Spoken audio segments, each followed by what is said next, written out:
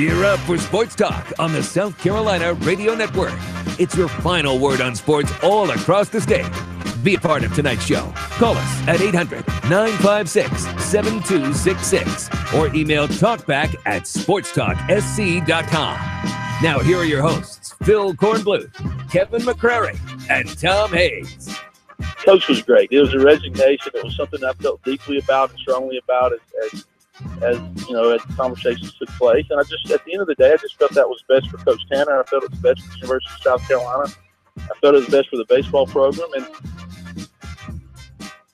good evening, everyone, and welcome to Sports Talk, South Carolina Radio Network, Tuesday night from a rainy downtown Columbia. Good to have you with us.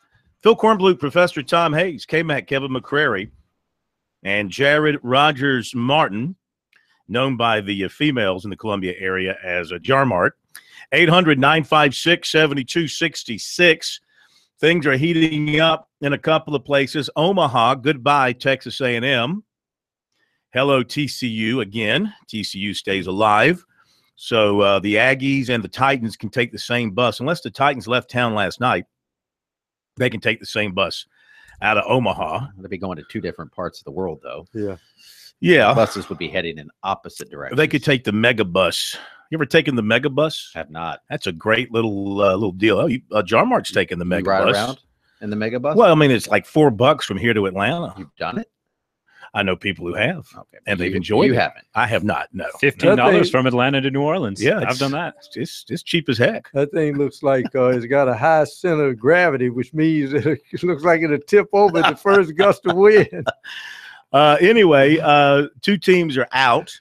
Boy, what about Oregon State last night? Yeah, those Sheesh. Beavers. Who beats LSU like a drum like that? Oregon State. Yeah. No, I say, yeah, the Beavers built a dam over LSU. Telling you. Last night. Telling you, that was a beatdown.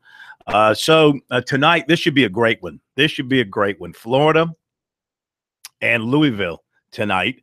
You think Ray Tanner's going to be eyeballing that game with a great deal of interest? All right, here it is Tuesday. Mm-hmm. There is not a hint of anything imminent with the Gamecock coaching job. So does that not lead you to believe that the person he wants is still coaching? I mean, is he just – can it be any clearer than the nose on Jarmart's face that he's waiting on O'Sullivan? But you know what? If you're going to pay that kind of money for O'Sullivan, maybe he's waiting on McDonald as well. Because, I mean, if you're going to fork up the money – and I know he loves McDonald too. Could it be coming out of this game tonight? Could be the guy? That would be a lot of money for either one of them. More for McDonald probably than. Yeah, but I mean, if you're gonna pay $2 million to get O'Sullivan, which is probably what it would take all totaled, at least you could pay that for McDonald and have a younger guy. I think he's younger than O'Sullivan. Maybe I'm wrong with that, but I think he's younger. A guy with ties to the States. Citadel grad, former Citadel assistant. Mm-hmm. They both have ties to the state. But do we agree on this? I mean, can we now say, probably without any hesitation, that he's waiting out this World Series to see what happens? To see, he's not going to do anything until he can talk to these guys, or at least one of these guys. That feeling will get to you, but also Ray, being the guy he is, pays homage to the College World Series. So he's not going to do anything to indicate he's after anybody until the World Series is over. So I don't know what that means. I disagree. I think if he had his guy, he'd be in Columbia as soon as he could and have the presser and get it rolling. Yeah. Because, I mean, of course, you do have Jerry Myers and Esposito watching over things, and Stuart Lake, I guess, too. They're all watching over things in the interim, but you got to get back into the recruiting. You got summer baseball leagues going on. In fact, like Monty Lee, when he was with us, he was on the way to scout somebody. So this is a valuable recruiting time right now for your baseball program. I think he would. But he wasn't going in a rush, just like with Muschamp. He didn't go in a rush. No, I don't think he's going to rush. I mean, I'm starting to really believe that he's waiting for O'Sullivan to finish his season and see if he can get him. or maybe he already knows he's going to get him and he's just waiting for it to happen. Well, here's the key. I think the point is, again, I was trying to think, where's Ray going with his philosophy? Because if anything, see, if I'm a guy that loves pitching, and no, you got to have great pitching to win anywhere. Just look at Oregon State. But if you think about it, what your fan base, what are they looking for? Are they desperate for more offense? Then you think more about the Louisville coach, because he's very aggressive. Mm-hmm. They take off. So I don't know where he's looking. Is he looking for a pitching strong guy or a guy who cranks up an offense? Yeah, that's a good point, because like when you hire a football coach, do you hire an offensive-minded coach? Do you hire a defensive-minded coach? I mean, he went both ways in the football coaching search. He had Tom Herman, then he ends up with Will Muschamp. One's an offensive guy, one's a defensive guy. Here, you're right. You're talking about a head coach who's strong on the pitching side of things. The other guy's strong on the offensive side of things. I just think as long as those teams are out there playing, I guess especially Florida, we haven't heard much scuttlebutt about McDonald since the outset. Mm-hmm. More of the scuttlebutt has been about O'Sullivan. So as long as he's out there in Omaha and his team is playing, it's wait and see, I guess, for Ray Tanner and the Gamecocks. But that should be a heck of a game tonight between Louisville and Florida. We'll give you details on the lineups and all that coming up here in just a little bit. We invite your calls tonight because we're pretty wide open. Kerry Tharp will join us at 7:30. Some news out of Darlington today about how they're going to honor Dale Earnhardt Sr. This year in the Southern 500, the Bojangles Southern 500. 30 years since he won the Bojangles Southern 500 for the Intimidator. So we'll have him with us to talk about that. We're also going to continue our series of previews of USC and Clemson opponents, and we're going to look at Texas A&M now that their baseball season is over. Folks in College Station can focus on football. And football season. Talk about a coach on the hot seat, K-Mac. Sumlin is definitely one of those, you'd have to say. It's been a bit of a slide for A&M since the days of Johnny Football there, and they're waiting for this guy who's supposed to be an offensive guru and came from Houston to College Station with a great background and got off to a terrific start, but it's been slipping the last couple of years. It's pretty surprising. He was a guy that a few years ago was considered the big name in college coaching. Everybody, NFL teams wanted him. Every college job that opened up, his name was at the top of the list. And it does not take long to go from coveted to you better win 11 games or you're going to be fired. The AD and Sandestin at the SEC meetings did not hold back when he said he knows he's got to win this year. Well, the scary thing is the fact that somebody says, well, what has Sumner done? He's recruited some of the best quarterbacks in Texas A&M history. Unfortunately, he left the back door locked. Yeah. Unlocked. They've had their they came out the back door. Yeah, absolutely. And let's see, South Carolina will go out to A&M this year. Yes. Is that right? Back out. So this is the year of big travel for the Gamecocks. Got to go to Missouri early, and they go to Texas A&M as well. So save your pennies and get your cars gassed up. Going to be a lot of traveling for Gamecock fans this year.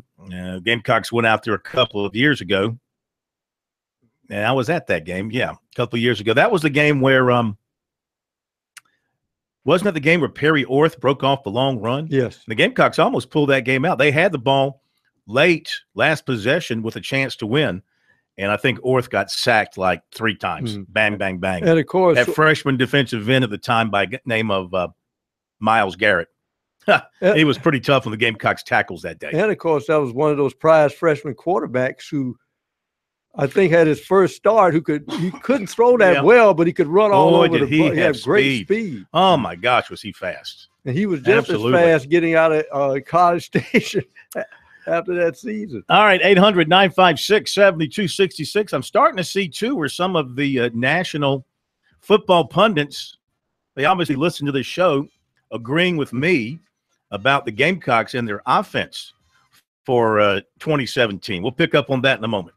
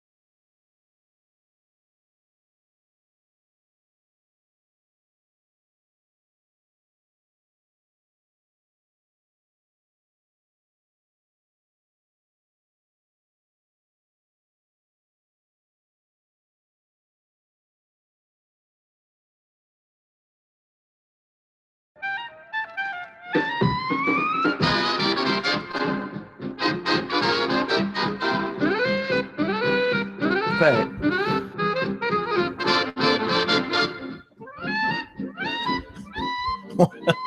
Where is that coming from? Benny Goodman. My goodness, No, are we turning the pages back to the 40s and the 30s here? I mean, I know we have some elder statesmen in our group, but my goodness, we got to go back to the 20s and 30s here. I'm thinking just like a Benjamin Button kind of theme. Oh, is that what you're not getting any younger, so I'm just trying to help you out. Some people could rub lotion, magic lotion or something. But Benjamin Button got younger. Exactly. Yeah. But I'm paying old music to make you younger. Yeah. Okay. I get you. 800-956-7266. Our phone number, email talkback@sportstalksc.com, and on Twitter @SportsTalkSC. Love to talk some football tonight now as we grow ever so closer to the beginning of practice here in a few weeks, and get a little vacation time in between now and then, and we'll come back and jump into football practice and look ahead to the 2017 season. Of course, USC got a commitment today in football. Dantrell Barkley, junior college defensive tackle. We'll tell you more about that and other things in recruiting coming up a little bit later on. Clemson's got a basketball prospect on campus for an official visit in the 2018 class. We mentioned also that last night South Carolina had hired its assistant coach, and Clemson yesterday, we didn't mention this last night, didn't see it, but they had made official the hiring of the assistant coach for Brad Brownell, Coach Dean, I think it is. Antonio. Dean. Yeah, coming in from Rhode Island, used to coach at the College of Charleston. Speaking of the College of Charleston, a story came out last night in the Post and Courier about the baseball job at the College of Charleston with Matt Heath. The story says that Heath is under investigation by the school after complaints from former players about alleged abusive behavior over the past 2 seasons. This is a source close to the athletic department telling the Post and Courier. So when I see that kind of story with that kind of content, it tells me that the school is moving towards a dismissal. They don't leak that kind of information out unless they've got some kind of strong information and they feel like they're going to make a change. And last night when Chad Holbrook hung up after our interview, what was the last thing he said? Maybe I'll be talking to you guys again real soon. Who knows? Well, as if you follow along, the athletic director at the College of Charleston is Matt Roberts. Matt Roberts is a former walk-on pitcher at North Carolina. Ding, ding, ding. When Chad Holbrook was an assistant coach at North Carolina. So obviously there's a relationship there. Isn't it the same thing happened to a basketball coach? They've had ironic. This story brings up the fact that had a problem with former basketball coach Doug Wojcik, fired after allegations of physical and verbal abuse. And then former women's basketball player Zoe Wallace sued the school, including the head coach Candace Jackson, alleging gross negligence during a conditioning run in August of 2014. All 3 of those coaches were hired by the former AD, Joe Ho. Back to Matt Heath, he replaced Monty Lee, and it was a very popular hire, as I recall. When Monty took the job at Clemson, everybody said Matt Heath's going to be the guy at the College of Charleston. Boom, boom, boom. And Monty tried to take him with him. He said, look, if you don't stay here, they don't hire you. I'm taking you to Clemson as the pitching coach. Hasn't worked out well. 59, 57, and 1 in his 2 years. 28 and 31 last season, the first losing season by the Cougs since 2001. So we'll see if anything more happens with that. The college has had an unusually high rate of player turnover since Heath took over the program in June 2015. According to the newspaper, over the past 2 seasons, Charleston has had 46 different players on its roster. Now, some of that, of course, is graduation, moving on to the pros, and attrition for whatever reason. He brought in 24 new players for this season and was 13 and 11 in league play in the CAA, and did not, of course, have a winning season and did not make it to the NCAA tournament. So things are cooking there. Former Clemson pitcher Charlie Barnes has signed his contract with the Twins, 4th-round pick. He signed for $450,000 Not too bad. The slot value was $507,000. So he's gotten his contract done. And K-Mac, you were telling me reports of a trade involving the Lakers? Yeah, the Lakers, according to Adrian Wojnarowski, this is the time of year if you want to get all the draft picks about 5 minutes before they come down. Yeah. Wojo is always on top of it, but he is reporting that the Lakers are trading Tim Mozgov and D'Angelo Russell to the Nets for Brooke Lopez and the number 27 pick in Thursday's NBA draft. So the Lakers dumping a bad contract in Mozgov and D'Angelo Russell, who people are calling him a bust. He was a number 2 pick in the 2015 draft. He was 19 years old out of Ohio State. I don't know how a guy can be a bust when he's 20, 22. Mm-hmm. To me, that could just be a teenager that's about to get better. But Magic Johnson was on Russell. Looks like they're going to go with Ball, number 2, as a point guard. They are reportedly in discussions for Paul George, who's another guy that can play on the wing. Sounds like the Bulls are shopping Jimmy Butler to the Celtics and the Cavaliers. Mm-hmm. The big guy from the Knicks apparently is being that'd be crazy. Offered out by Phil Jackson. Was it Porzingis? Yeah, I would be shocked if Porgy goes out of New York. I know Phil Jackson. He'll be out. Porgy will be there longer than Phil Jackson. Mm-hmm. Our good friend David Shelton, who knows a thing or two about baseball, sends me a little note here talking about the USC job. And he says, Alan Dunn, remember I mentioned Alan Dunn way back simply because of the connections between Ray Tanner and the LSU program. Alan Dunn, the LSU pitching coach, he said, don't be shocked if he's a strong candidate. Mm-hmm. Great resume, won't cost millions. The only thing about him, I think you might have brought this up, he's a little older. He's like 55, I think, which, never been a head coach. I don't think so. No. Do you want to go that? Not there's anything wrong with the mid-50s. Those are wonderful years. And that's a heck of a program to pluck one from. My understanding is that Tanner his preference is to get a head coach. Mm-hmm. But he's got a list that he's going to have to work up or down depending on where he goes. Well, earlier today we had another elimination game at the College World Series, and it was TCU knocking out Texas A&M 3 years in a row now. They've eliminated Texas A&M 4-1, 4-7-0 for the Horned Frogs, and 1-5-1 for the Aggies. And so TCU 48-17, and Texas A&M finishes up at 41-23, 17,940 at the afternoon game there, where the weather was 90 degrees.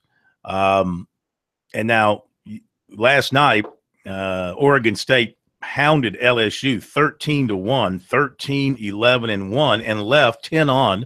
LSU only 4 hits against 2 Oregon State pitchers. Femmel went 8 innings, and Tweet finished up at 24,874. I just love looking at this record. Oregon State 56-4. I mean, has anybody ever won the baseball national championship since they went to the expanded schedule? And since we went to this format, has anybody won the national championship with 4 losses in a season? I don't think anyone's won it without having double-digit losses. I mean, the only team that rivals that record in modern history would have been the South Carolina team that went, what was that, 50-something, but didn't make it to Omaha. Right, they lost to Lafayette. What was that record, like 50-something and 5? I want to see 57. I thought it was 50. I think they only lost 7 or 8. They only lost I think they only lost 5 games that year, but they didn't go to Omaha. Mm-hmm. Oregon State 56-4, and in great position. Now you win the first 2 games. Now you get a couple of days off. You rest your pitching, and you're in great shape going into the weekend. I mean, you only have to win 1 more game to be in the championship series if you win your first 2. You can win it in 5 games if you win all your games. All right, 800-956-7266 is our number. Back in a moment.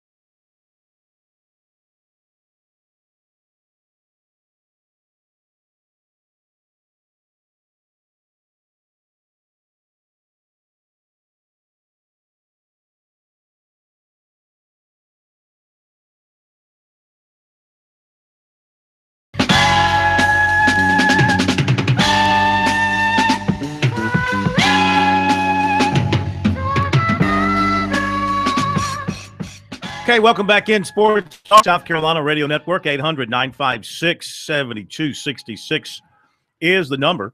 I was saying earlier that I'm seeing some stuff now where people are writing about South Carolina's offense for this upcoming season and weapons and best receivers. I saw something about South Carolina might have the best receiver or receiver group in the SEC. And, of course, everybody's raving about Jake Bentley and what he can do. And we saw what they've got at the running back position, plus the addition of Tyshawn Williams. And, man, I tell you what, the Gamecock offense should be dynamic this coming season. And I'm talking about 30, 35 points per game. And against a very good NC State defense to open the season, that'll be an excellent test. That's going to be a very good matchup of what should be an excellent offense, high-powered, against a proven defense, especially up front. The question is, can the Gamecock offensive line come along enough in camp to hold up against that hard-charging defensive front of NC State, which you know they're going to come at Bentley. And one thing that they did not do a good job of last year after Bentley took over was protect the quarterback. I think he was sacked, my memory serves me right, in the 7 games he started. I think he was sacked 28 times. And I think it was a total of 42 sacks for the team. And I think he was sacked 28, like 4 times a game on average. Go back and check those numbers. I mean, that's got to be cut in 2/3. As much as they're going to throw it with Bentley, they've got to keep him upright. If he's sacked more than 15 times, they give up more than 15 or 20 sacks on the season. That's going to be detrimental to any success they might have. But sometimes a lot of those sacks were due to his tunnel vision.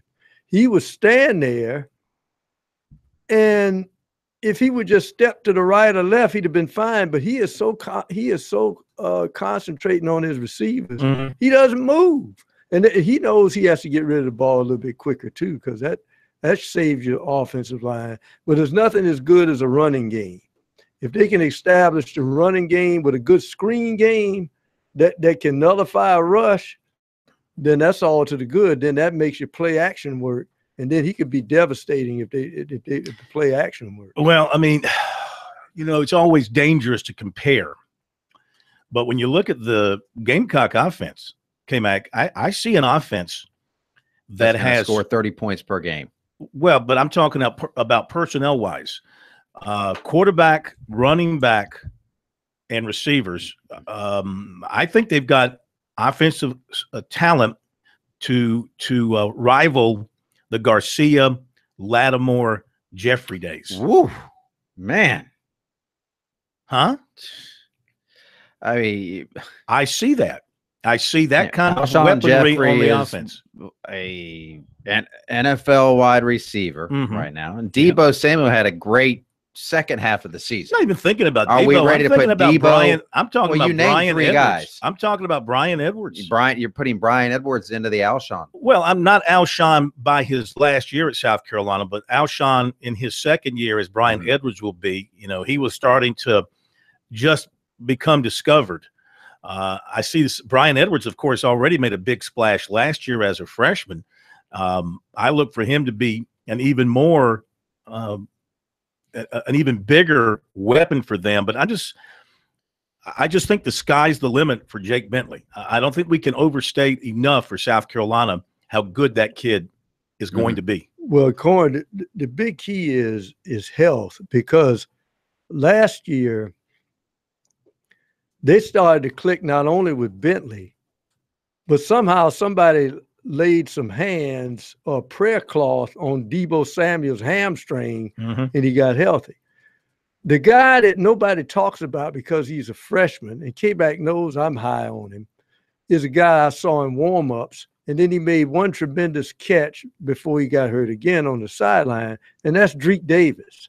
That kid has a pair of hands on him that if they get him healthy, then you're going to really see some dangerous things, because he would be the type of guy who could lift the lid off a defense, meaning he's got tremendous speed. That's the one element, if you're missing in your passing game, if he stays healthy, that gets rid of that element. Here's a guy that can scare you to death.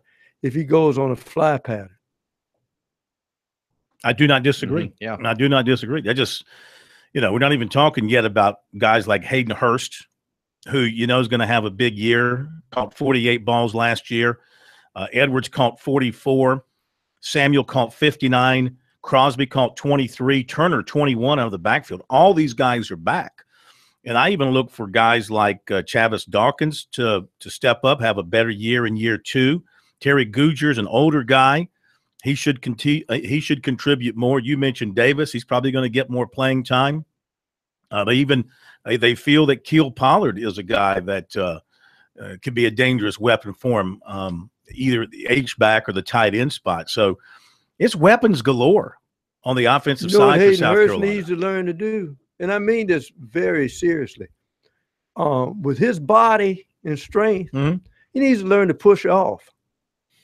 Yeah, I'm sure I notice guys get in his kitchen when he's trying to catch the ball with those tree trunk arms he's got. He's got to learn to ward people off.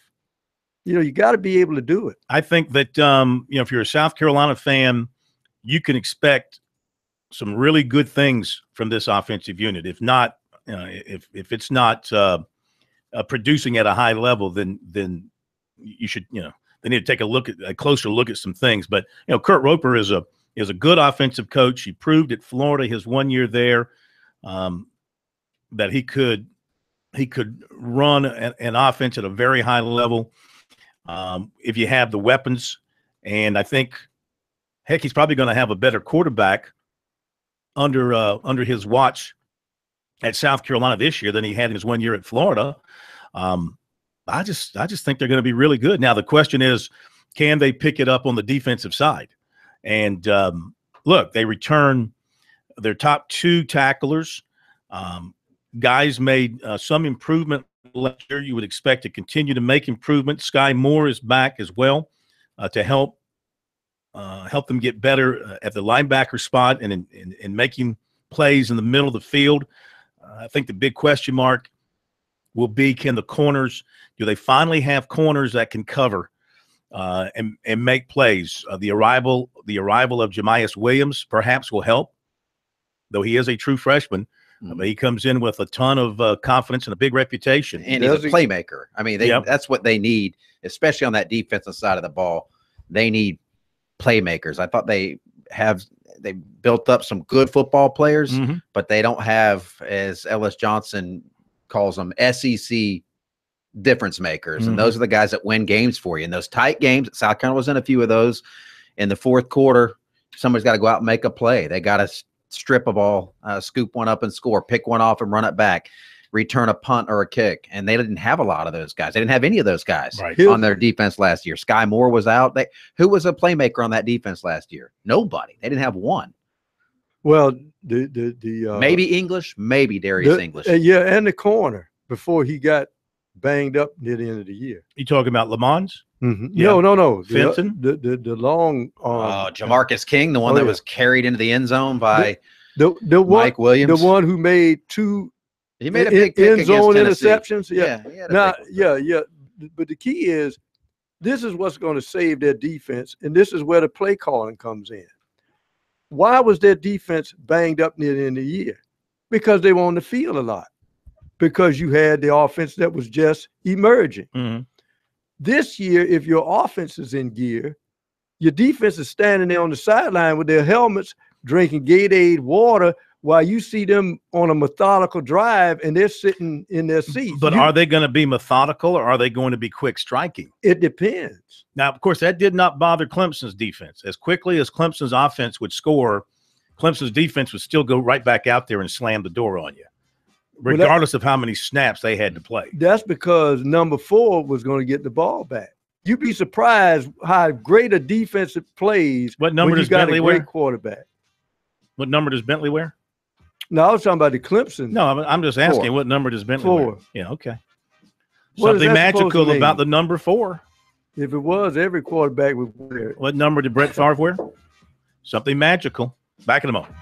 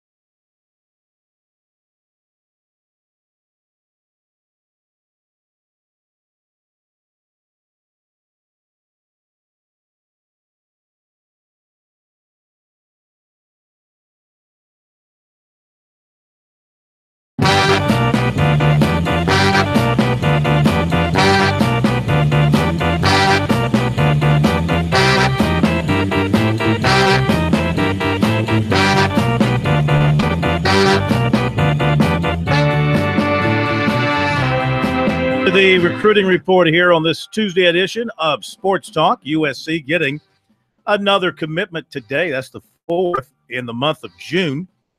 Defensive lineman Dantrell Barkley, 6'3", 285. That's his height and weight as of today, out of Independence Junior College in Kansas. He's also from Kannapolis, North Carolina. He gives the Gamecocks 10 commitments overall for the 2018 class. So at least based on the current numbers, they're about halfway to filling up their class. He also considered NC State, Colorado, and Colorado State. He visited USC earlier in the month, and from that determined that his future would be best served with Muschamp and defensive line coach Lance Thompson. He said the relationship with the coach is very strong, and he likes the idea of playing in the SEC, close to home. Feels like with USC losing 3 starters off their defensive line in 2017, there's a chance for an early spot in the rotation as a 3 technique, and maybe sometimes slipping out and playing defensive end. Likes his motor, said he is a little raw, but they can polish him up, is what Thompson has told him. He is USC's first interior defensive lineman commitment for the class. He is scheduled to visit NC State this Saturday. This afternoon, he says he's not sure if he'll follow through on that. He plans to graduate in December. He'll have 3 years to play 3 with the Gamecocks. He redshirted last year at Independence, and that's why when he plays this year, he'll still have 3 years of eligibility. So that's another reason that you like him when you're recruiting him, is because he's got a full 3 years to play for you. Quarterback Trad Beatty of Ben Lippen today committed to Temple. Other offers included Mississippi State, Georgia State, Appalachian State, Ball State, Mercer, and others. Former Berkeley defensive back Israel Mukuyamu, who now lives in Bossier City, Louisiana, camped at Clemson last week, and at least he's in the conversation for an offer from the Tigers. He said Mike Reed, the secondary coach, really likes him, and so they'll see if they offer or not, but he thinks he did well at the camp, and he's gotten better since the last time he was at Clemson. They like him as a safety, as do a lot of others. Florida State just offered a few days ago. South Florida, Oklahoma State, Wake Forest, Indiana, Ole Miss, Purdue, Louisville, some of the other offers. USC offered him when he lived in state, but has not followed up with him since he moved. His top list right now is Oklahoma State, Indiana, Ole Miss, Purdue, Florida State, Louisville, and Florida. USC looking at a place kicker for the 2018 class. Punter place kicker Nick Skiba from Clover picked up an offer from USC, as we mentioned last night, plus offers from Virginia Tech and Wake Forest. He said he was really excited about the offer, still thinking a lot about it and talking to his family. The 3 offering schools, those are his top 3 right now, and he appreciates the fact that he has those offers. And he said that he's talking to USC recruiter Coleman Hutzler a good bit, who likes him because he's a calm kid. He's not real crazy acting and doesn't go nuts when he makes a field goal, apparently.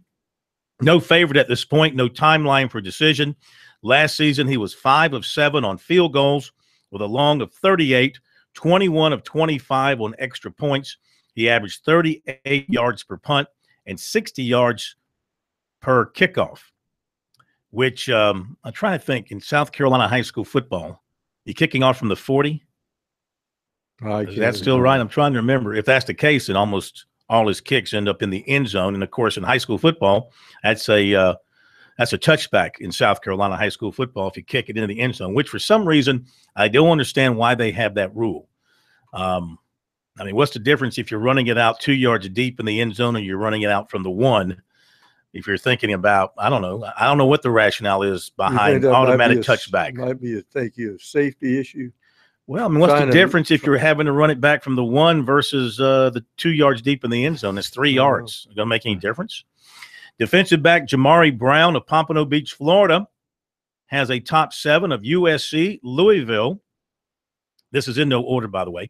USC, Louisville, Kentucky, Temple, Pittsburgh, South Florida, and NC State. In basketball, 2019 6'9" DJ Burns of York Prep. He's a major climber with the big-time scouts. USC offered him last week. LSU, Georgia Tech, Virginia Tech, Tennessee, Georgia, also on his offer list. He was at USC last week, met for about 4 hours with Frank Martin and the assistants, and that offer made the Gamecocks one of his favorites now. He was very impressed with Martin and likes how the Gamecocks use their big men, their style of play. He said he has around 18 total offers, and about 20 schools are showing, another 20 schools are showing interest. Clemson is one of those, but has not offered yet. He does have a top 5 in his mind, but he won't publicize anything like that until November. Right now, he's finishing up his AAU, focusing on that, and later on, he'll release his top 5. But he said USC has moved way up in his top 5 with that offer. He's a native of Clover. So we've got a kicker from Clover and a big man from Clover. They're feeding him right in Clover. But he moved to Rock Hill 4 years ago, and he averaged 16 points and 10 rebounds per game. 6'5", John Newman III of Greensboro is taking an official visit to Clemson today. And some of his other offers are Virginia, Georgia Tech, Boston College, Charlotte, and Wake Forest. There you go with recruiting. We remind you to check it out on our website on a regular basis, sportstalksc.com, and on Twitter, use the hashtag STRecruiting to take you to all our recruiting information. That's what I do every day. I was going to ask you multiple times a day. What's your average of checking out? Let me put it in now. ST recruiting. Hashtag. Yeah. Also known as the number sign for those who aren't familiar. Yeah, there it is. Joiner analysis for USC was the last one. So yes. You need something fresh on there. Well, they'll have something fresh tonight. It's how I enjoy my evenings. Though last night, I got to tell you, I got caught up binge watching. Not that anybody really cares. CSI Miami with Horatio. You know what I'm talking about? CSI Miami? Yeah, I don't watch it. Oh, my God. Well, it's a great show. Okay. Great show. Yeah, did you watch? Yeah, they're all complete seal of approval. That show's been gone for years, but they're rerunning it on the Wii network. The Wii channel? Wii network? That's your favorite channel. But I will say this also. But Horatio's my man. Yeah, of course, Corn. Let me tell you now. I kind of like cock my head like he does when I'm talking. If I'm not, I'm sure. Look, Tuesday, like a Labrador Wednesday, trying to do algebra. Like a what? Do algebra. Tuesday or Wednesday, go to BBC America. He's on there too. I don't watch foreign channels. No, he's on there too. No, I said BBC America. It's on there too. I don't watch Algier Network. What was no, that's been sold. That's no longer the name of that network. It's been sold. Anyway, it was really good watching those shows last night. You know something else I was looking at today? I was telling K-Mac this, and he found it to be distasteful, but the state newspaper had portraits of headshots of all the contestants in the Miss South Carolina pageant, which the festivities begin tonight in the township. And so you grabbed the paper and became a de facto judge. It was online, and you could look at each one of them, 47 different contestants. And, I didn't see a Miss Pillion or Miss Latta this time around. It's too bad. Yeah. That is very creepy that you went through and looked at all the headshots of the Miss South Carolina participants. I think in Latta, all the cows are being herded up, and they didn't have anybody available for the contest. Would you have won by default? That's mean. I apologize to all the. Hey, look, Latta was the home of Lavinia Cox, the 1974 first runner-up in Miss America. Thank you very much, Miss South Carolina. She was representing Rock Hill because she went to Winthrop, but we all know she was from Latta, and then she went to the Miss America pageant and finished second. Very, very close. Probably should have won. Maybe the guy read the card wrong. It's possible. Anything's possible. All right, it is the top of the hour break, and we will be back. Going to talk some Texas A&M football coming up, and a little NASCAR too.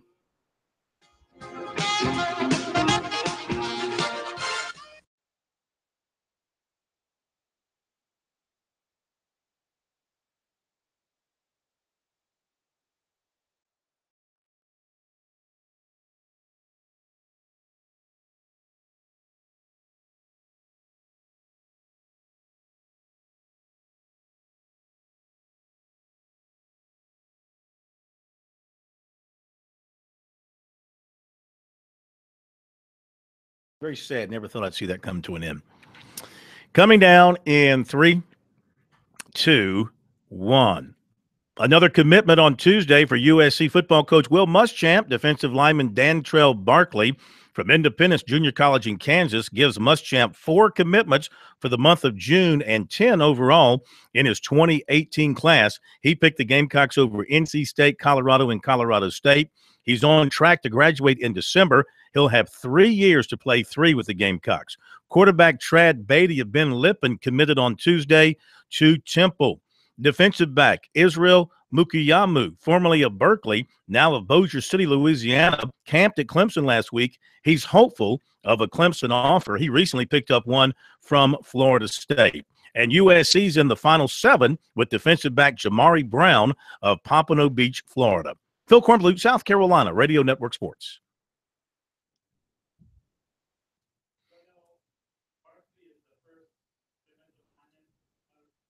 Interior, yeah. Interior defense.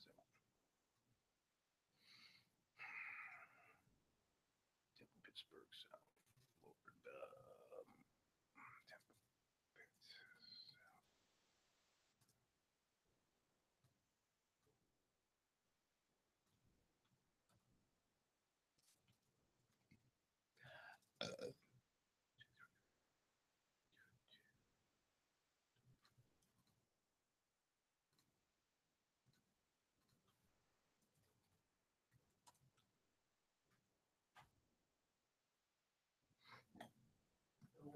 Did that work for you?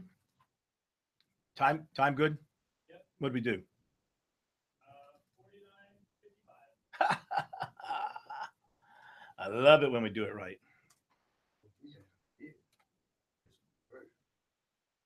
What's that? No, that's I know, yeah.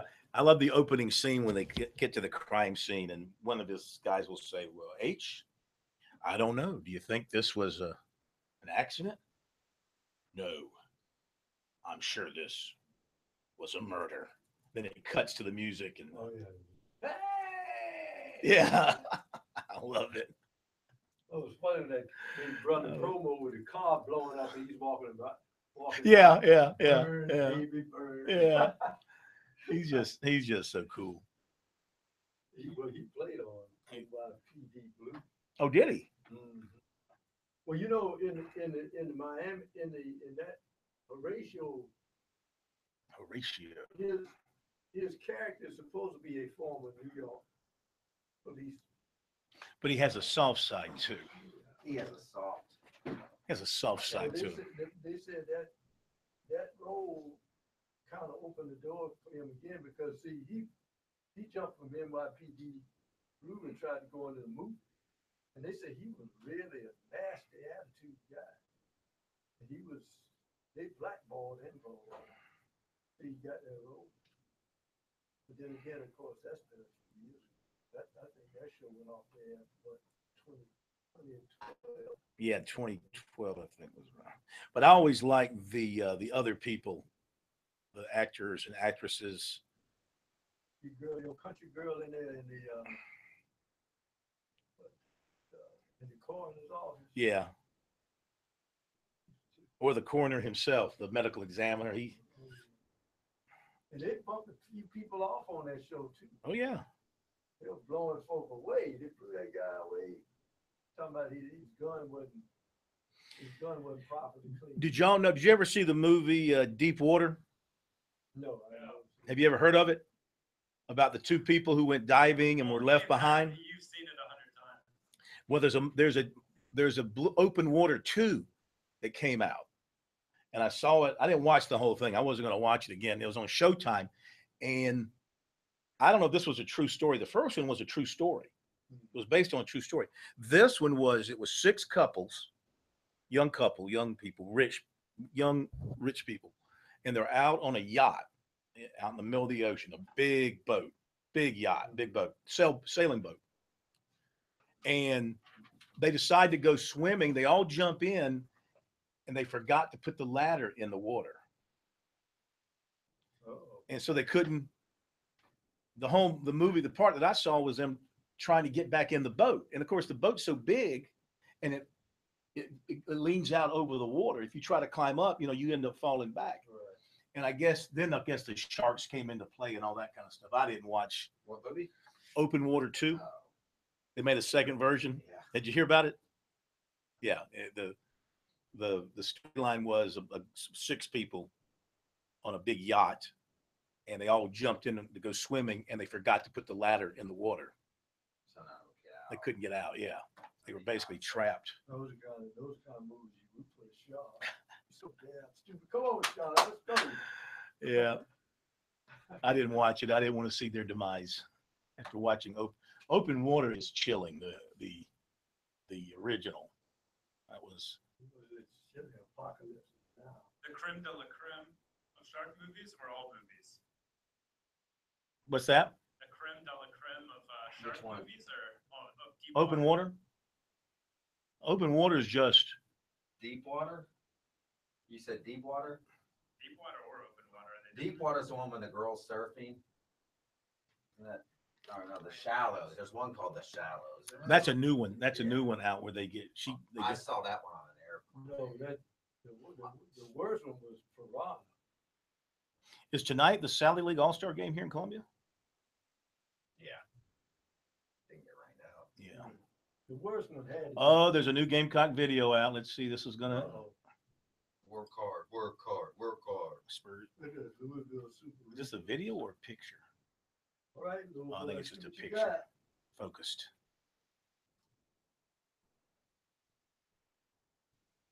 There he is. There's your boy. Who is that? That's Louisville's coach. Was that McDonald? Yeah, here it is. ESPN rates best receiver groups in the SEC, USC.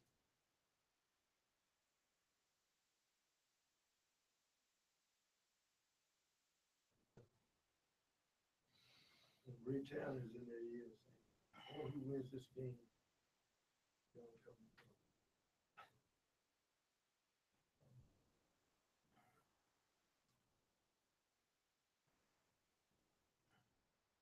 Too bad they don't have the old days. You got Louisville or the state.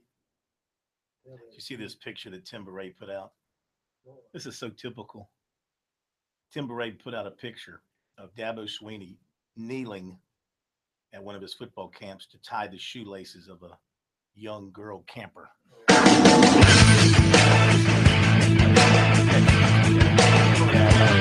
Live from Columbia, this is Sports Talk on the South Carolina Radio Network. Be a part of tonight's show. Call us at 800-956-7266 or email talkback@sportstalksc.com. Now, here are your hosts for Sports Talk, Phil Kornbluth, Kevin McCrary, and Tom Hayes. And we're back. Sports Talk, South Carolina Radio Network underway in Omaha, Florida, and Louisville.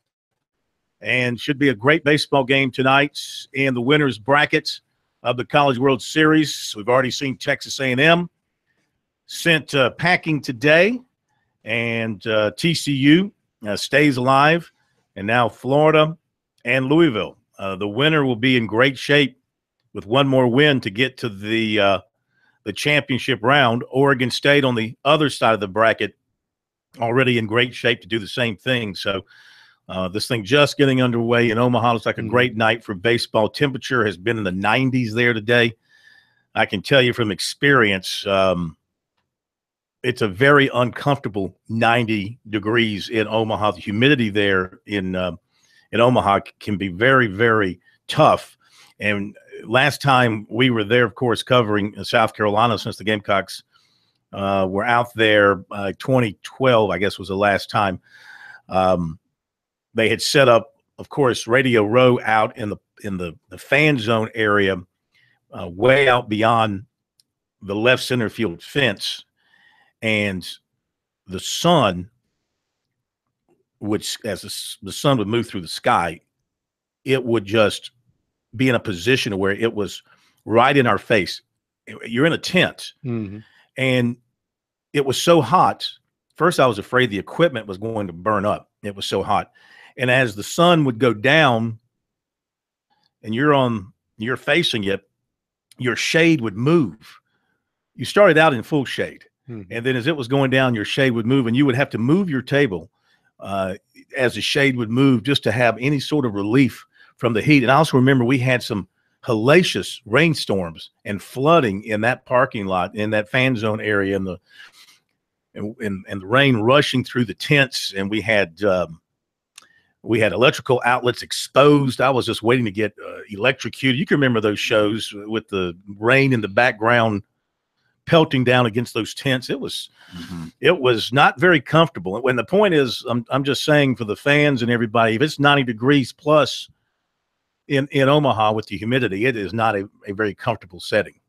Well, from that standpoint, you probably wouldn't have if there's no wind. You probably wouldn't have got electrocuted if Prince can stand out in the rain playing an electric guitar in the middle of the Well, I'm just telling you, the rain is running through the tent, okay, like a river, and there are outlets. We pulled them up on our table to get them out of the water. There you go. But you were always concerned that it was leading to something that wasn't covered up and was exposed, and electrical shock was going to come through and kill us all. Now, when we look at these teams here. But it did not happen. This is when I wish we were back at the old format, where you just stood toe-to-toe and knocked off each other until the final two were left instead of this bracket routine. Because when you got teams like Oregon State and Louisville, you'd like to see Florida, Oregon State and the winner of this one meet earlier instead of just in a championship series? Exactly. You know, when they used to just jumble them up and you had to just play each other. When you had a true bracket, when you had a true single bracket. Exactly. Well, I hear what you're saying. This sort of gives you a little bit of a dramatic buildup, though. I mean, the two teams that meet for the championship, they will not have played each other in the tournament. There's a bit of freshness to that. It sort of it eliminates of course, it is double elimination when you get to the championship bracket as well. I don't know. I kind of like what they've done. Well, I think they really did this for is not so much dramatic effect. It's almost a sneaky way of having the teams preserve their pitching. Because with these days off you have, that's the key. That's the key to this. Well, you don't, if you stay in the winner's bracket, you don't play on consecutive days until you get to the championship round. And then you play Monday, Tuesday, and then maybe Wednesday if there's a third game, if you stay in the championship bracket. Now, if you lose later in the week, if you're coming up through the loser's bracket, then you get tested because, you're going to have to win on Thursday, Friday, and maybe even Saturday to get into the championship bracket. So tonight's starting pitchers, Brady Singer going for Florida, Cade McClure going for Louisville, and they've gone through the top of the first, no score, and Florida is the visiting team, so Louisville's coming up to bat. Now, we were saying that Oregon State was 56-4. 56-4. Well, Louisville's sitting at 53-10. Yeah, I mean, impressive. Just looking at some of their numbers for Louisville, some of their season stats going into this game. Of course, you got McKay batting .340.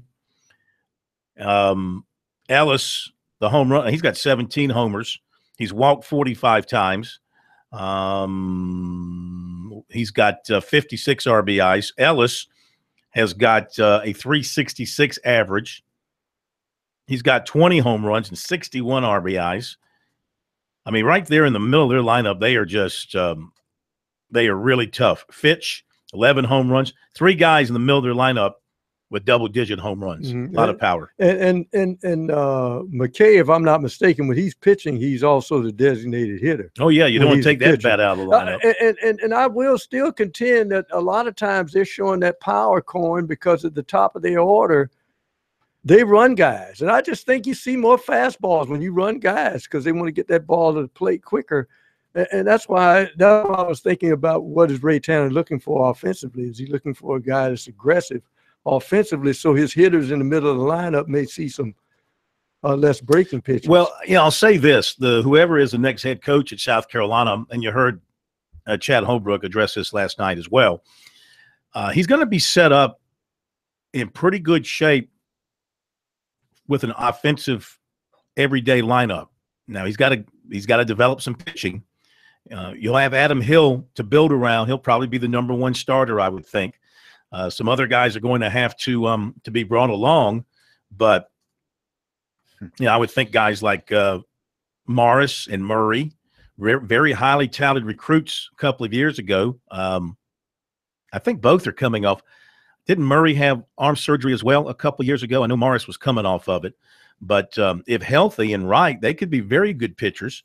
You don't know who's going to, they lost most of their bullpen. Most of the quality in their bullpen, of course, is gone with Johnson and Reagan and some of those other guys. So they're going to have to rebuild some depth. They're going to have some new guys that are first-year players really step up on the pitching front. I love Hill's stuff, but he is not efficient. He's a guy that he'll have a no-hitter going in the 5th inning and have 120 pitches. He's just has to get better at that if he's going to be a Friday starter. He's got to go deep into games.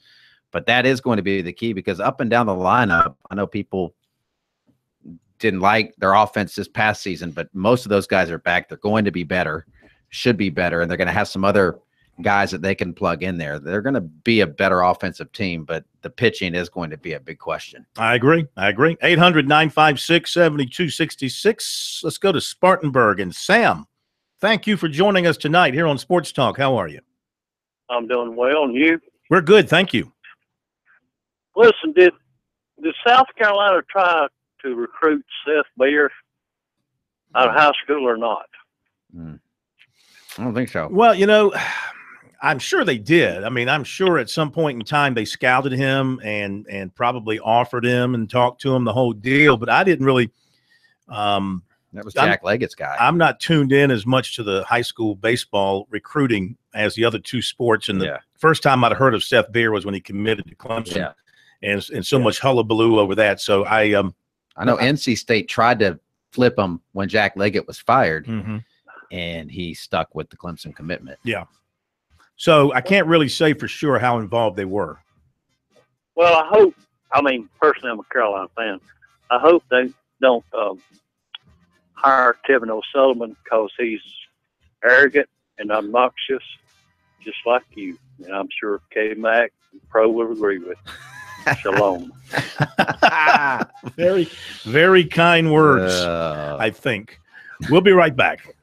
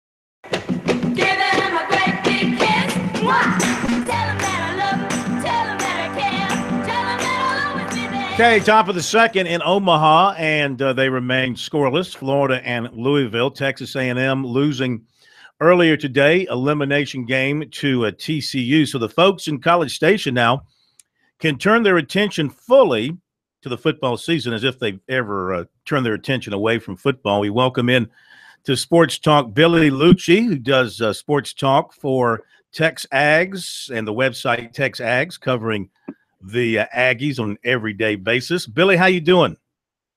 Doing well. How are you guys? We're good, man. Thank you for joining us, talking with folks who are covering teams that South Carolina is going to be facing this year. The Gamecocks will be heading out to College Station September 30th. And I don't know, is it as hot for Sumlin going into this season as some would lead you to believe? I think it's one of those situations where at the minimum, he's going to have to win the games that he's supposed to win.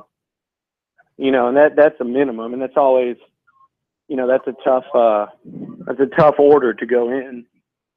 I've got a weird background sound there. No, you're Sorry good. about that. You're good. It's one of those seasons where he's going to have to win the games he's supposed to, and some of those, you say win the ones you're supposed to, right?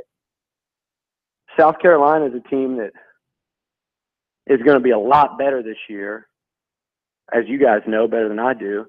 But just watching them towards the end of the season and the answers they got at quarterback and the way Will Muschamp's going to coach defense, but that's a home game against a team that is not going to be picked as high as Alabama or Auburn or LSU, and it's a game that A&M needs to win. So he's in one of those years where a lot of these need-to-win games are going to be really tough games for a team that's really in a rebuilding, rebuilding, whatever you want to call it, mode this season. When you look at that, they lost 5 NFL draft picks, including the number 1 pick. They lost a quarterback that really made a lot of things happen for them last year, and they'll have a new starter at QB. So it's not the kind of season that you want to be on a hot seat. I don't think he's on, any more of a hot seat than a lot of coaches in that league are. I think it's just life in the SEC. And I think, for Kevin Sumlin, when he's out there on the recruiting trail, you've got to just say, look, he's the 3rd longest tenured coach in the league, going into his 6th season.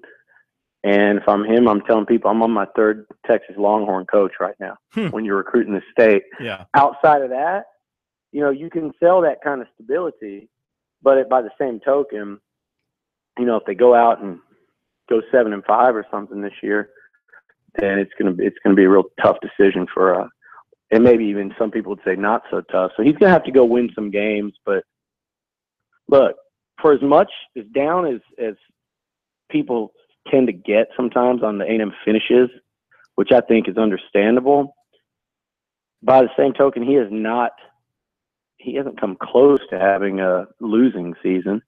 I think his worst have been 7-5, 8-4. The 8-5, you want to do better and build on it, but that is what he does. So if he does that again this year, that's when it gets tough. 8-4 on that schedule in a rebuilding year. Do you stay the course or do you make the change? And then if you make the change, who do you go get? That's an even tougher question. Sure. What ended up being the situation at quarterback coming out of the spring? A whole lot of nothing, I think. I think it's going to be one of the freshmen that start. And in my personal opinion, we'll see if this ends up being right. They play a really tough September, and I don't think people realize that. You open on the road at UCLA against a Josh Rosen-led team with a first-timer at quarterback, most likely. You go play Arkansas and Dallas with Allen under center. Huge, anytime you go into a game with a huge edge at the quarterback position, those are 2 of the best in the country. And then we talked about that home game in September against South Carolina, that people are going to say is a must-win, and that's going to be a tough team that comes in that ain't last season. So not ideal, but my guess is I don't think the thing will be completely settled in September. I think you'll see them maybe play both freshman quarterback, or maybe one of them with a veteran presence in Hubenak. But I really think those two, Kellen Mond, the true freshman, 5-star, dual threat, and he was an early enrollee, and then Nick Starkel, who redshirted last year. He's kind of the strong-armed, best passer of the bunch, but not a mobile guy. So I would be surprised if one guy nailed it down and there was a bunch of, certainty from start to finish this season at the position. How much of the offensive weaponry around the quarterback returns? I think Christian Kirk is back. Josh Reynolds is gone. Ricky Seals-Jones, I'm trying to remember, did he leave? Gone. Left early, didn't get drafted. Yeah. So along with Kirk, Noel left early, didn't get drafted. Oy. So where do they replenish the receivers and the running backs? Well, at running back, I think they've got actually one of the better situations in the SEC, kind of quietly. Travion Williams may have got up to around 1,100 yards last year as a true freshman, had some sensational moments in some conference games. I think I can think of Auburn and Tennessee and South Carolina there in the second half of that close game. He had a long touchdown run. He was pretty sensational as a freshman. And then Keith Ford finished his year, I'm not positive on this, I think 100 yards against both LSU and Kansas State, somewhere around there in one, and topped 100 in the other, and also ran for about 65 or 70 against Bama, which nobody does. So they got a nice situation in the backfield. At receiver, it's a lot of youth. That really, Christian Kirk's the only experienced guy in terms of catching passes. They have another guy that played a little bit and started some games when Speedy Noel was serving his, multiple suspensions, but didn't really do much in the way of production. So Christian Kirk's really all they're bringing back in that receiving core. The guy that really needs to have an impact, the probably true freshman, Jamon Osborne, who is a 5-star signee, probably their biggest recruiting coup of the year. They beat out they flipped him from LSU late.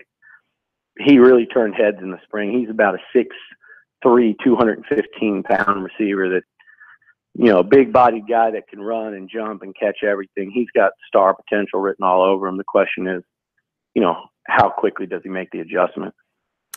When A&M beat South Carolina in Columbia last year, 24-13, they went back home 5-0 and 3-0 in the SEC. What happened to the team from that point forward the rest of the way? Well, the first thing that happened was they ran into Bama in Tuscaloosa. The lead in the third quarter there just weren't good enough to finish a game like that. But then what really got them is they came back and had an off week, went to Mississippi State 11 a.m., fell behind 14-0. And what really, I think what happened, in all honesty, Trevor Knight got hurt. And if you watch Tennessee, you watch Arkansas, you watch the finish of UCLA, Trevor made so much happen for this offense. That O-line struggled at times, and that zone read running game that I think would have been a lot more difficult to create without him kind of pulling, either pulling or keeping that ball, and it froze up defenses and made the line look better than it was. It opened up holes for those two running backs we talked about. And when Trevor got hurt, the offense couldn't do it. And then Myles Garrett's injury took a big toll. I mean, I think of that South Carolina game, 2 games Myles missed. The first play of the game each time was a 70-plus yard touchdown run right over the right defensive end spot. That's right. They're probably the only team. You remember that one? Yeah. So, and that happened again. That happened again later in the season. I forget who it was against, but it happened a second time. Twice they gave up. Mississippi State, Fitzgerald did it. So, they lost a close game at Mississippi State after a terrible start. They lost last second game to Ole Miss. You're talking about a 10-2 season, perhaps turning into another 8-4. But that doesn't really give you a lot of optimism this year, though, because you still don't have Trevor Knight. All right, you also don't have Myles Garrett. Billy, hang on. We're going to hit a quick break and come back to you for a couple more minutes. We'll be right back here on Sports Talk.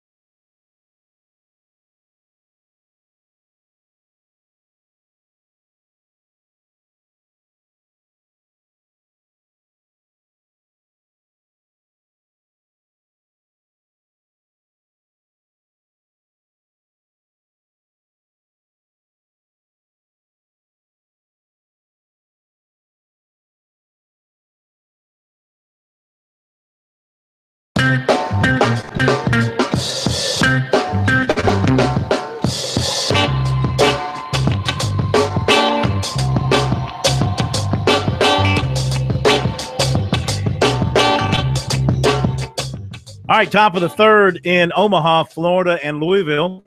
They're still scoreless, as you might expect. Great pitching matchup going on between those two in the winner's bracket game.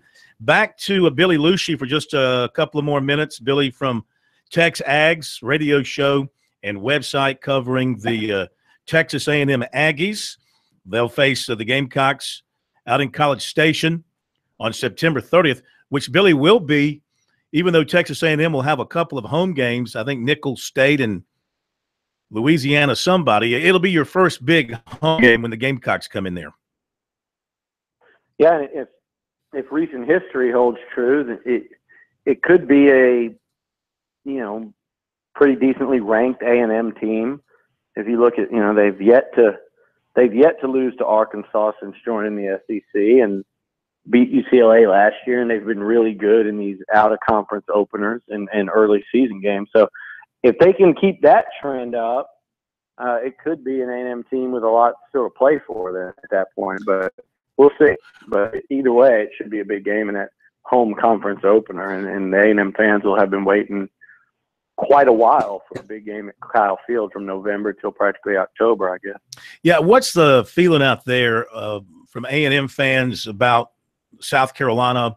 I mean, I know it's not a big emotional rivalry for you since the the schools are so far apart. But do you find when South Carolina rolls up on the schedule, do the fans there, do they pay attention to the Gamecocks, or do they just accept them coming in like, I don't know, Kentucky or anybody else from the East? They have any particular feeling about playing South Carolina?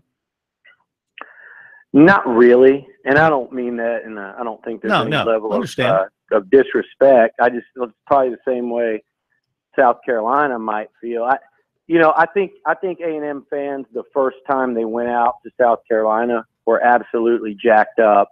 Go play, Steve Spurrier.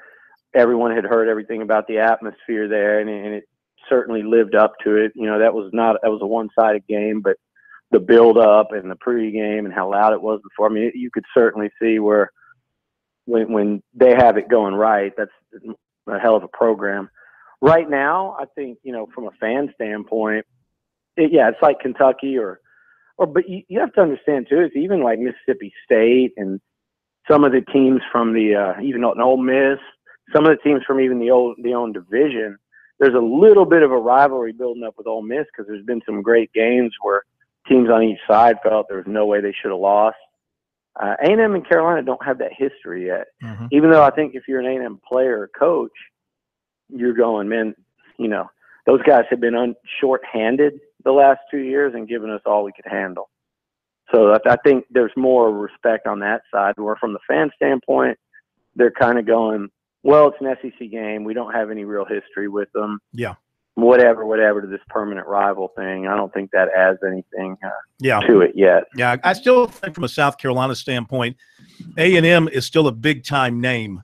The history of Texas A&M. And, of course, I think people who grew up following college football love the days of the Southwest Conference and Texas A&M in Texas, always playing at the end of the year. That's just such a shame that and we all, if you're a college football fan, you just hope that rivalry gets started again at some time before, too much longer. It was such a great game. Would have had a little bit of juice if you'd have kept the old athletic director that you took from South Carolina, but Eric Hyman is gone. But tell me this, it's interesting. A couple of things here. The with Kevin Sumlin and him in his 6th year. That's my first question is, how much is his staying power really based on Texas still stuck in the mud? And also, what's the story on why those quarterbacks went through the revolving door? Because they looked like they were going to corner the market on the #1 quarterbacks ranked that year, and suddenly they're both out the door. What happened? I think in that case, as you guys know, in the day and age of, 5-star quarterbacks and the way they transfer, it was almost like you might be asking for trouble going down that road. And I think A&M might end up being kind of a case study for that. When you've got too many of them, you might look up and have one of them. Now, in A&M's case, they looked up and had none of them. And that's what made that such a big story. A 5-star quarterback that wasn't going to start transferring was one thing. 2 of them transferring before a bowl game was a completely different story. And I think that was a low point, of someone's tenure, was that bowl season right there, to lose both those guys. But I just think it was as simple as A&M kind of overplaying their hand on the recruiting front, and it backfired, because you probably surely thought, well, once one of them transferred, we'll keep the other one. I think Kyler Murray was so far down the road already that he didn't have 1 foot. He had 2 feet out the door. It was Kyle Allen leaving that I think blindsided everyone, because Kyle had kind of won back that starting job. And not only leaving, but he left and then went to U of H. So I guess that ties in with that ties back into, you're asking about Texas being down on it. And that's certainly, even though they don't play on the field anymore, like y'all were just asking about, and I don't think they will until they meet. I think pretty soon they're going to meet in a bowl game one way or the other, because there's too many options. They could be in that Music City Bowl, or whichever one A&M played, the Meineke Car Care where they played West Virginia. It could be in a Sugar Bowl. It could be in a Cotton Bowl. It could be in the Houston Bowl. There's too many opportunities when both those teams are going to fall in that 8-4, 7-5 type range, 9-3, anywhere in there. Once they both converge in that area, there's going to be a bowl that sets it up and says, enough's enough. You guys back out of playing each other several times in the postseason. We're picking you. And I think that's what's going to happen first. But, yeah, with Tom Herman there, you can feel a little bit of pressure building up because Tom Herman getting to Austin and Bob Stoops retiring, with all the resources they have in Austin, and they've got some pretty good players there right now because Charlie Strong could recruit. He wasn't elite, but he was good enough. And, man, I have a hard time not seeing them be pretty good here in a couple of years in the weakest of the five Power 5 leagues. As they get better, it's definitely going to, turn up the pressure on the people making the decisions in College Station. There's no question. But the quarterback thing is interesting because it had a residual effect. They could have gotten Jarrett Stidham this year. Mm-hmm. No question about it. They could have gotten him. It would have really caused a lot of confusion and angst at the quarterback position with some of the young guys you had on campus and committed, not to mention several of the commitments that were coming in with your 5-star and Kellen Mond. And they made the decision to not add him to the mix. And I think part of that was those wounds still hadn't healed and that hit they took from those transfers. But it'll be really interesting to see when Jarrett Stidham leaves Auburn in here in October of this season for what will end up being one way or another a really big football game. Yeah, we're going to see him the second week when they come to Clemson. And what should be that's gonna, that defense at Clemson against that running game and offense and that quarterback from Auburn, that's going to be a great one. Yep. Hey, Billy, we thank you so much for hanging with us. Have a great summer. We'll see you at SEC Media Days. If you need anything over this way, you let us know. See you all in a few weeks. Thanks for having me. You got it.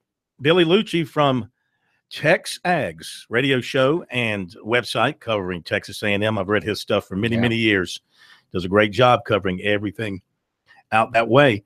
From one great guy to another, we're going to play his theme song or not? We're going to play the theme song? Can't play the whole thing. We don't have time. Just play some of it to get a flavor. Okay, that's enough. Let's welcome in Kerry Tharp. KT, I know you enjoyed that football talk. It took you back to the days of Hart Turner and other great Gamecocks. Well, I tell you, I always enjoy listening about college football, Phil. Here in these parts, we can't get enough of that, and it was interesting to hear about Texas A&M. It certainly is a program that don't know a whole lot about, but it was actually enlightening to listen to. I gotta throw a red flag at you. We'll be right back. Don't go away.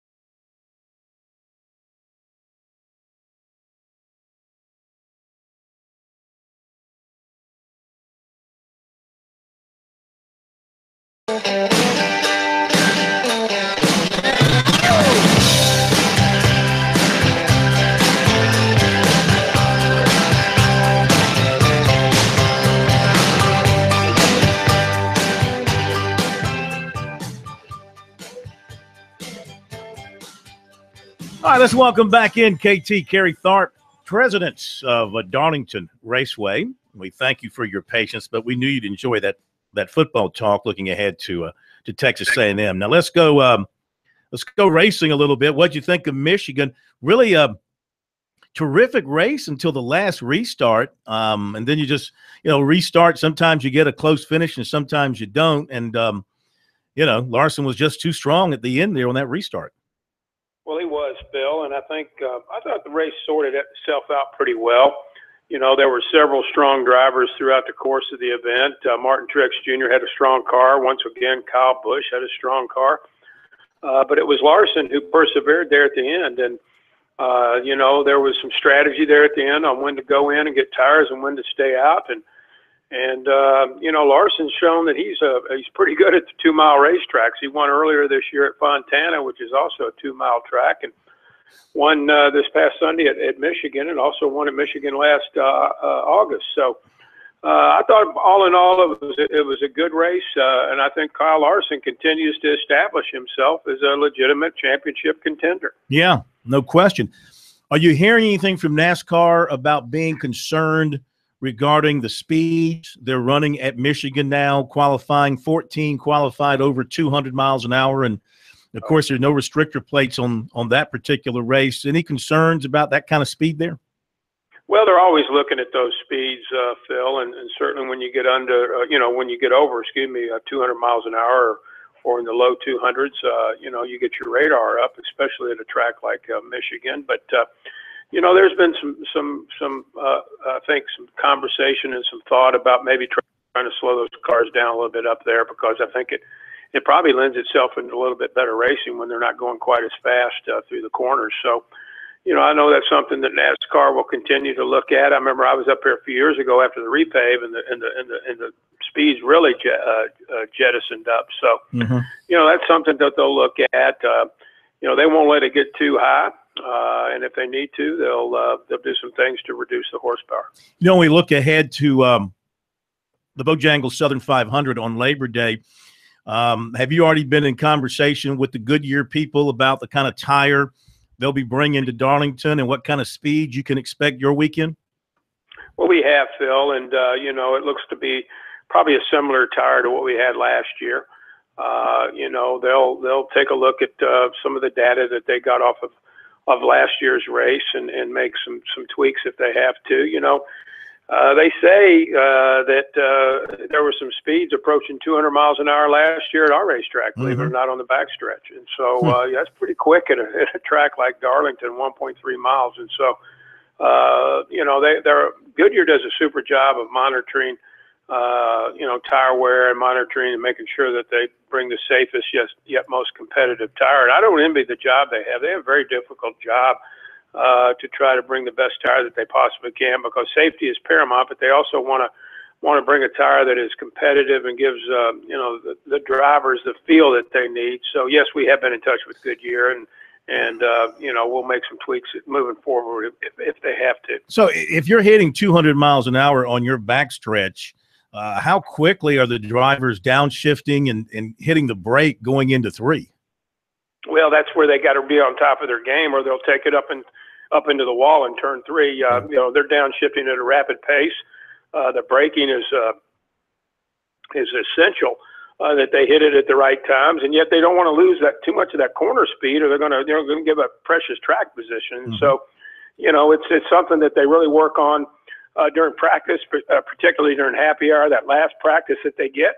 That they particularly work on that because they want to see exactly just how fast they can go without losing speed going through the corners. And so, it's kind of a trial and error that they do, but, especially if that track's hot, and I'm sure it'll be hot in Labor Day. So that'll be a lot of work that they'll have to do when they get here for practice. Do you ever catch Dale Jr.'s podcast after a race? I do, and it's very entertaining sometimes. It's very honest, very candid. Yeah. I think it's a great way for him to communicate to his fans. And I know he expressed some things the other night. He wasn't real happy with some of the debris cautions there at the end of the race, and neither was Tony Stewart on his Twitter handle. So, the thing about Dale Jr. and you know this, he's very candid, he's very honest, he's very open. You know, he calls it like it is, and so I think that the fans, you know, respect that and respond to that, and I think that's just another way for him to communicate to his fans, and you know, that's another reason why he's been the most popular driver for about 14 straight years. Yeah, his honesty is incredible when it comes to expressing his feelings. You guys announced today a special celebration for Dale Earnhardt Sr., 30th anniversary coming up of when he won the Bojangles Southern 500 in 1987. Absolutely, Phil, and it's going to be a great evening. It's going to be Saturday night. It's going to take place right after the Southern 500 parade. They're in the garage area at Darlington. And, you know, you look at our era, which is 1985, 89, that we're celebrating this year. That's a 5-year period in which Dale Earnhardt really started coming into his own. He won 6 times at Darlington during that time, 4 times in the Cup Series, 2 times in the Xfinity Series. He won his first 2 Cup championships during that 5-year period. And so what better way to recognize a driver of his magnitude, along with one of his sons going out retiring this year. And so we've gotten commitments from Dale Jr., Kelly Earnhardt Miller, Kerry Earnhardt, and also Richard Childress to spend some time there with the fans and just reminiscing about Dale Earnhardt, telling some favorite stories and looking back on a remarkable career. And so we announced that today. We expect to have a crowd close to 300 people, and we think it'll be a great addition to our weekend.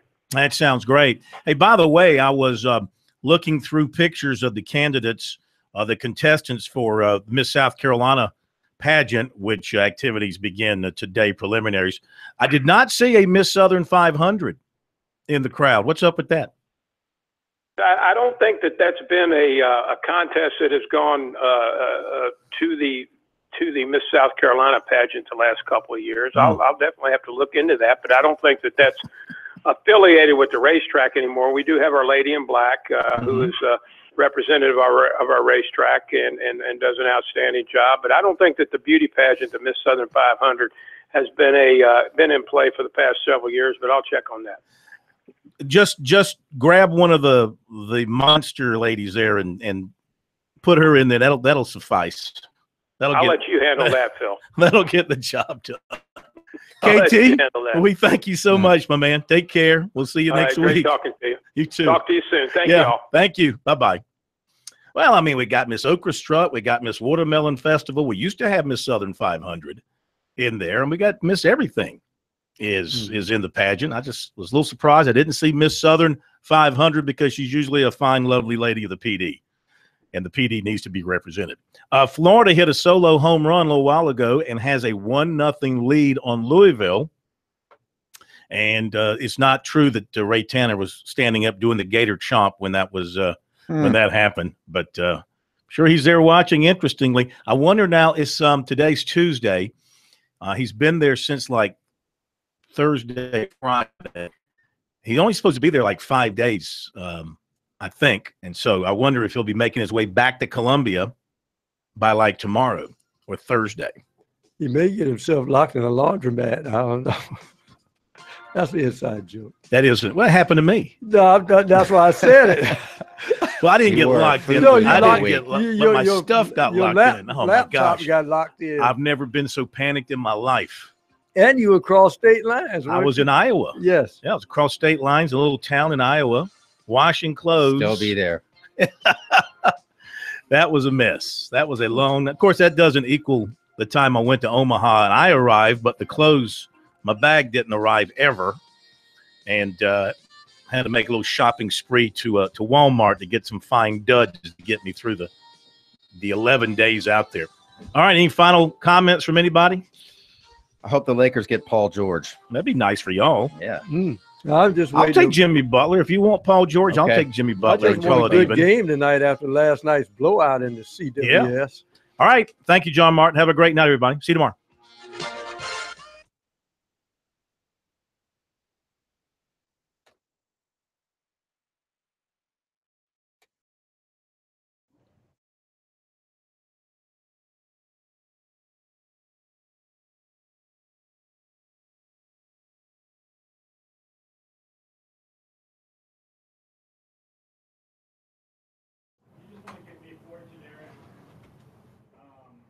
Oh, you want to do that now? Just put Yeah. 4 generic ones. Yeah. And I'll replay those 4. Yeah, got to start doing things without K-Mac's name on it. How quickly we going to get that that Twitter page and that website picture changed? Let's just remove them. Or I think can't we just put an X over K-Mac's face or something? Blur it out. Lord have mercy. Who is that big guy? Look at Pro. Who is this guy? Holy cow. Holy smoke. Who is this guy? You better change all the passwords. He'll come back in a second. Hey, man, you need to go to Presbyterian. This guy from Wyoming's supposed to be a stud quarterback. I was reading about him in Sports Illustrated. See you tomorrow. Watch this guy they got on set here when he comes up. Come back to the set. This huge, huge lineman. That's not Damian Woody. Aaron Hills is hard, but I suck at golf. Go back to the